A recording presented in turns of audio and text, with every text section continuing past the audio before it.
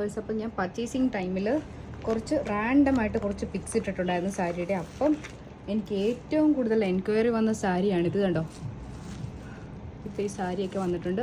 അപ്പോൾ ഞാൻ ആക്ച്വലി നമുക്ക് സാരി അധികം നമ്മൾ സെയിൽ ചെയ്തിട്ടില്ല, പക്ഷേ സാരിക്കാണ് ജസ്റ്റ് ഫോട്ടോ ഇട്ടപ്പോൾ തന്നെ കുറേ എൻക്വയറി വന്നിട്ടുണ്ടായിരുന്നു.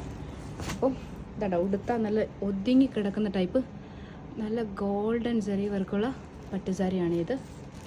കണ്ടോ, അതിൻ്റെ തന്നെ ഇത് ഡബിൾ ഷെയ്ഡ് ടൈപ്പാണ്. ഇതിങ്ങനെ കണ്ടോ, ഒരു വയലറ്റ് ഷെയ്ഡ് ഉണ്ട് ഇതിൻ്റെ അകത്ത്. അത് നേരിട്ട് കാണുമ്പോഴത്തേക്കേ മനസ്സിലാവത്തുള്ളൂ. പിന്നെ അതിൻ്റെ തന്നെ സെയിം തന്നെ വേറൊരു സാരിയാണ് ഇത്.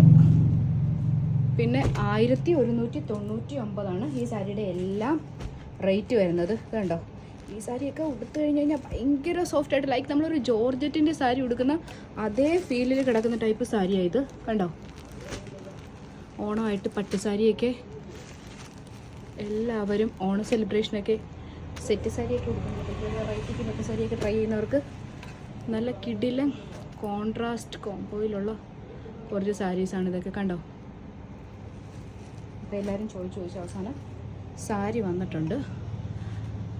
കണ്ടോ, നല്ല റെഡ് ആൻഡ് നേവി ബ്ലൂ കോംബോയിലുള്ള കിടിലനൊരു പട്ടു സാരി. ഇതുണ്ട്, എത്ര സോഫ്റ്റാണ് ഈ സാരി. ഇതുണ്ട്, ലൈറ്റ് വെയിറ്റ് ആണ് സംഭവം. ഉടുക്കുമ്പോഴത്തേക്കൊക്കെ നല്ല ഒതുങ്ങി കിടക്കും. അത് ആ സെയിം കോംബോയിട്ടാണുള്ളത്. പിന്നെ ഇതുണ്ടോ, മസ്റ്റാർഡ് യെല്ലോയും ഗ്രീനും.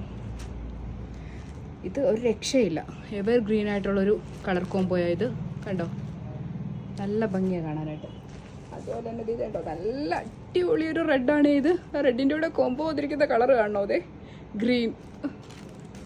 ഇതുണ്ടോ, ഇതിൻ്റെ അകത്ത് എല്ലാത്തിൻ്റെ അകത്തും വിത്ത് ബ്ലൗസാണ് ആഡഡ് ആണ്. അപ്പം 1199 സാരിയുടെ റേറ്റ്. വളരെ ലിമിറ്റഡ് സ്റ്റോക്കേ ഉള്ളൂ. അപ്പോൾ എല്ലാവരും ഷോപ്പ് ചെയ്യിക്കേട്ടോ, പർച്ചേസ് ചെയ്യും.